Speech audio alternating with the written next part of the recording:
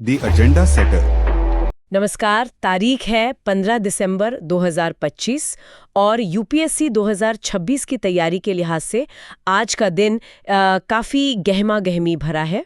बिल्कुल। आज की सुर्खियों में अर्थव्यवस्था की बड़ी चुनौती से लेकर शासन के गहरे सवाल तक सब कुछ है। तो चलिए आज के इन जरूरी मुद्दों की परतें खोलते हैं। बिल्कुल। और हमारा मकसद सिर्फ खबरें बताना नहीं है, हमारा मकसद है उस कला को समझना जिसमें आप अखबार की एक सुर्खी को अपने स्टैटिक सिलेबस से जोड़ते हैं और फिर उस समझ को मुख्य परीक्षा के एक बेहतरीन उत्तर में ढाल देते हैं। तो आज हम किन बड़े मुद्दों पर बात करने वाले हैं? एक तरफ भारतीय रुपया डॉलर के मुकाबले अपने सबसे निचले स्तर पर है जी। दूसरी तरफ दिल्ली एनसीआर का दम घुट रहा है और ग्रैब 4 जैसे आपातकालीन उपाय लागू करने पड़े हैं। हर साल की कहानी है तो। सही बात है। साथ ही बीजेपी में कुछ बड़े संगठनात्मक बदलाव हुए हैं और सिडनी से एक बेहद दुखद आतंकी हमले की खबर आई है। अगर हम इन सभी खबरों को अलग अलग देखें तो हम बड़ी तस्वीर से चूक जाएंगे। आज की चर्चा के लिए एक फ्रेमवर्क बनाते हैं। अच्छा। ये घटनाएं 3 बड़े विषयों को उजागर करती हैं। पहला, भारत की आर्थिक संवेदनशीलता, मतलब इकोनॉमिक वल्नरेबिलिटी। ठीक है। दूसरा, गहराता हुआ पर्यावरणीय तनाव। और तीसरा, हमारी लोकतांत्रिक प्रक्रियाओं का एक नए सिरे से समायोजन। आज हम देखेंगे कि ये तीनों धागे एक दूसरे से कैसे उलझे हुए हैं। ये फ्रेमवर्क तो बहुत दिलचस्प है। चलिए इसी के साथ शुरू करते हैं और आपके तीसरे बिंदु यानी लोकतांत्रिक समायोजन को समझने के लिए सीधे संसद के शीतकालीन सत्र में चलते हैं। हाँ, वहाँ 2 विधेयकों पर जोरदार बहस चल रही है। एक तो चुनावी सुधारों को लेकर और दूसरा एक नए ग्रामीण रोजगार विधेयक पर। हाँ, और दोनों ही हमारी राजव्यवस्था यानी GS2 की समझ के लिए बेहद जरूरी हैं। पहले चुनावी सुधारों की बात करते हैं। जी। बहस के केंद्र में पारदर्शिता, पार्टियों के अंदर लोकतंत्र और मतदाता सूचियों को डिजिटल बनाने जैसे मुद्दे हैं। सरकार का तर्क है कि इससे चुनाव प्रक्रिया ज्यादा कुशल और साफ सुथरी बनेगी। सुनने में तो ये बहुत अच्छा लगता है, लेकिन विपक्ष को कुछ बड़ी चिंताएं भी हैं। बिल्कुल है। उनका कहना है कि तकनीक का दुरुपयोग हो सकता है और इससे चुनाव आयोग की स्वायत्तता पर भी असर पड़ सकता है। ये सिर्फ एक सैद्धांतिक बहस तो नहीं है। नहीं, ये बहुत अच्छा सवाल है। देखिए, जब इन सुधारों की संवैधानिक वैधता की बात आती है तो बहस सीधे चुनाव आयोग की शक्तियों पर चली जाती है। अनुच्छेद 324। बिल्कुल, अनुच्छेद 324। असल सवाल यह है कि क्या ये सुधार आयोग की आजादी को मजबूत करते हैं या उसे सरकार के प्रति और जवाबदेह बनाते हैं। ये एक तरह से जो संस्थाओं पर भरोसा है उसका संकट बन सकता है। इसीलिए ये सिर्फ कानून का नहीं बल्कि संघवाद और लोकतंत्र की जड़ों से जुड़ा सवाल है। और दूसरा विधेयक है नया ग्रामीण रोजगार विधेयक। दावा है कि ये मनरेगा से भी आगे का कदम है, पर क्या ये सिर्फ मनरेगा का नाम बदलने जैसी बात है? आपकी आशंका जायज है। इस विधेयक में कुछ नई बातें जरूर हैं। जैसे रोजगार को जलवायु परिवर्तन के अनुकूल संपत्ति बनाने से जोड़ना, हाजिरी और भुगतान के लिए पूरी तरह से डिजिटल और डीबीटी पर निर्भरता। लेकिन आलोचकों का यही कहना है कि इससे जो काम के अधिकार की गारंटी मनरेगा देता था वो शायद कमजोर पड़ सकती है और हर चीज को केंद्र से नियंत्रित करने का खतरा भी है। तो एक यूपीएससी उम्मीदवार के लिए इसमें सीखने वाली बात क्या है? इसमें GS2 का एक क्लासिक द्वंद्व छिपा है। कल्याणकारी योजनाएं बनाम राजकोषीय विवेक। अच्छा। एक तरफ राज्य के नीति निदेशक सिद्धांत हैं जो सरकार को लोक कल्याण के लिए प्रेरित करते हैं और दूसरी तरफ देश का खजाना है। एक सफल प्रशासक को इन्हीं दोनों के बीच संतुलन साधना होता है। तो ये विधेयक उसी संतुलन की एक केस स्टडी है। बिल्कुल। शासन की बात चली रही है तो बीजेपी में हुए एक बड़े बदलाव पर आते हैं। बिहार के मंत्री नितिन नवीन को पार्टी का कार्यकारी अध्यक्ष बनाया गया है। क्या ये सिर्फ एक अंदरूनी फेरबदल है? नहीं, इसके बहुत गहरे मायने हैं। पहला, ये पार्टी में एक पीढ़ीगत बदलाव का साफ संकेत है। दूसरा, ये पूर्वी भारत, खासकर बिहार और आसपास के राज्यों में पार्टी की पकड़ को और मजबूत करने की रणनीति है। और तीसरा, ये दिखाता है कि पार्टी व्यक्तित्व केंद्रित राजनीति से ज्यादा कैडर आधारित नेतृत्व को महत्व दे रही है। एक अखबार के विश्लेषण में इंट्रा पार्टी फेडरलिज्म यानी पार्टी के भीतर संघवाद पर इसके असर का जिक्र था।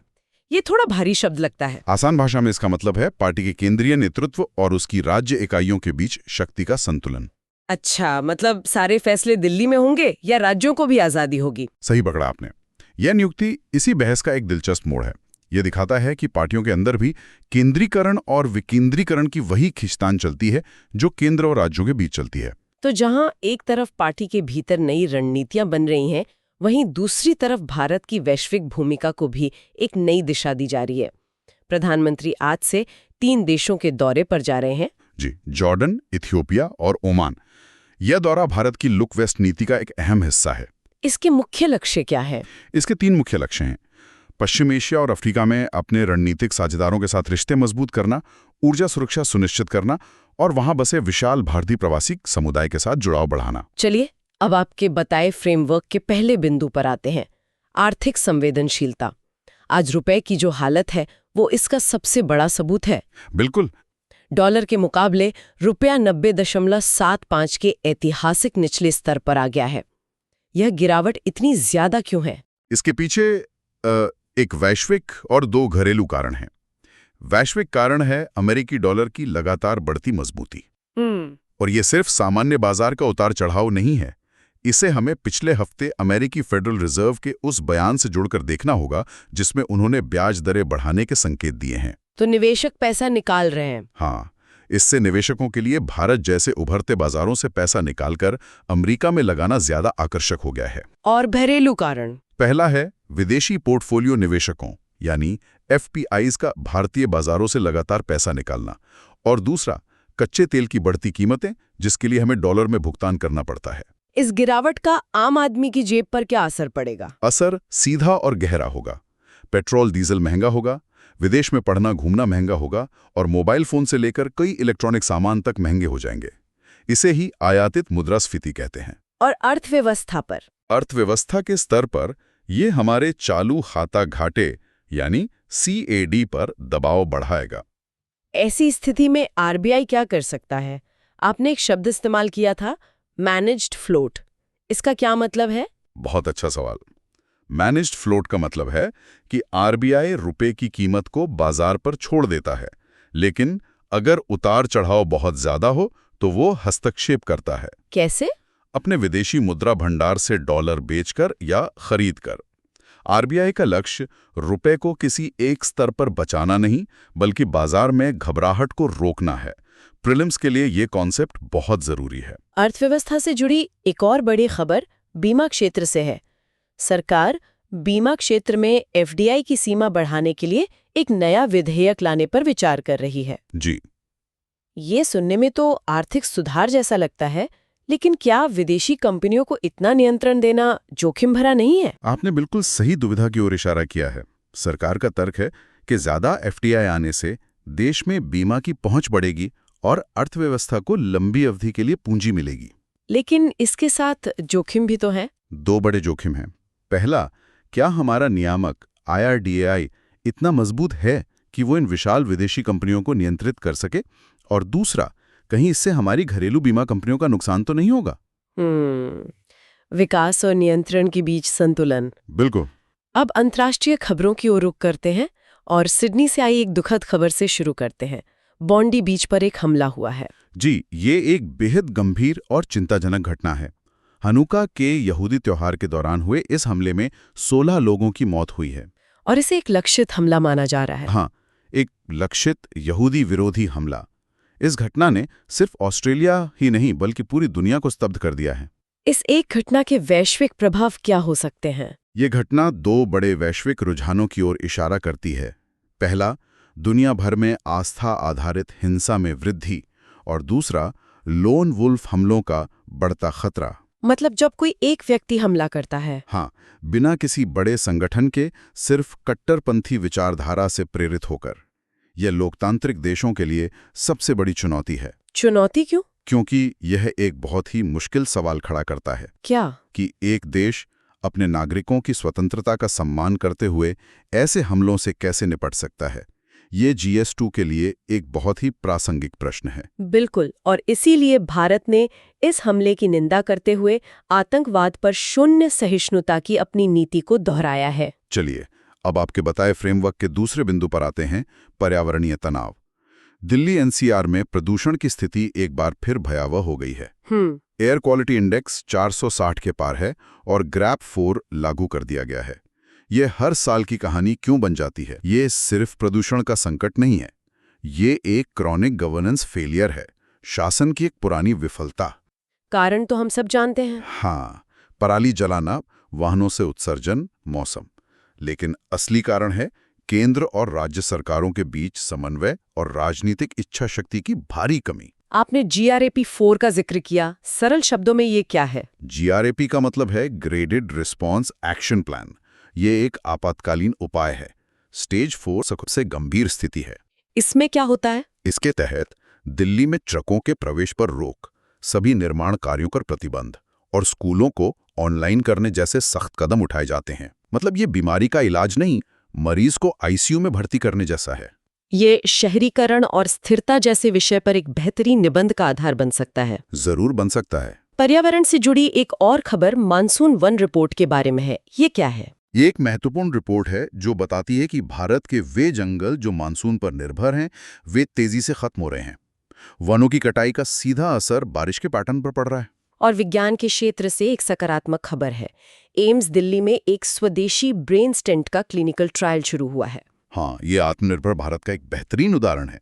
अभी तक स्ट्रोक के इलाज में इस्तेमाल होने वाले ज्यादातर उपकरण आयात करने पड़ते थे, जो बहुत महंगे होते हैं। तो ये तकनीक इलाज को सस्ता बनाएगी। सस्ता भी बनाएगी और भारत को चिकित्सा नवाचार के क्षेत्र में एक वैश्विक खिलाड़ी के रूप में भी स्थापित करेगी। ये तो बहुत ही बढ़िया है।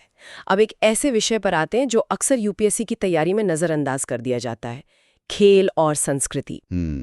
एक तरफ प्रधानमंत्री का कूटनीतिक दौरा चल रहा है और दूसरी तरफ फुटबॉल के जादूगर लियोनेल मेसी भारत आए हुए हैं। ये एक शानदार तुलना है। और में सांस्कृतिक कूटनीति, पारंपरिक कूटनीति जितनी ही महत्वपूर्ण हो गई है। बिल्कुल। प्रधानमंत्री का दौरा हार्ड पावर और फॉर्मल डिप्लोमेसी का प्रतीक है, वहीं मेसी का आना सॉफ्ट पावर और कल्चरल डिप्लोमेसी का उदाहरण है। ये दिलों को जोड़ता है और इससे भारत की छवि भी बनती है। हाँ, दुनिया भर में भारत की एक आधुनिक, खेल प्रेमी और खुली अर्थव्यवस्था वाली छवि बनती है। और इसी बीच भारत ने स्क्वैश विश्व कप भी जीता है। जी, और ये भी बहुत महत्वपूर्ण है। ये दिखाता है कि भारत अब सिर्फ एक क्रिकेट केंद्रित देश नहीं है, हम एक बहुखेल राष्ट्र के रूप में उभर रहे हैं। ये सब मिलकर भारत की सॉफ्ट पावर को बढ़ाते हैं। तो आज की हमारी चर्चा को समेटते हैं। हमने देखा कि कैसे रुपए की गिरावट, दिल्ली का प्रदूषण और संसद की बहसें अलग अलग घटनाएं नहीं हैं। बिल्कुल, ये सभी भारत की आर्थिक, पर्यावरणीय और लोकतांत्रिक चुनौतियों का एक मिला-जुला प्रतिबिंब है। तो UPSC उम्मीदवारों के लिए आपका अंतिम संदेश क्या होगा?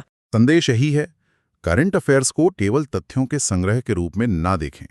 हर खबर के पीछे छिपे क्यों और तो क्या को समझने की कोशिश करें। उसे अपने स्टैटिक ज्ञान से जोड़ें और उत्तर लिखने का अभ्यास करें। हाँ, सोचें कि इस पर मुख्य परीक्षा में क्या प्रश्न बन सकता है और फिर उसका एक संक्षिप्त ढांचा अपने नोट्स में बनाएं। यही असली तैयारी है। और जाते जाते हमारे श्रोताओं के लिए सोचने के लिए एक सवाल। जरूर।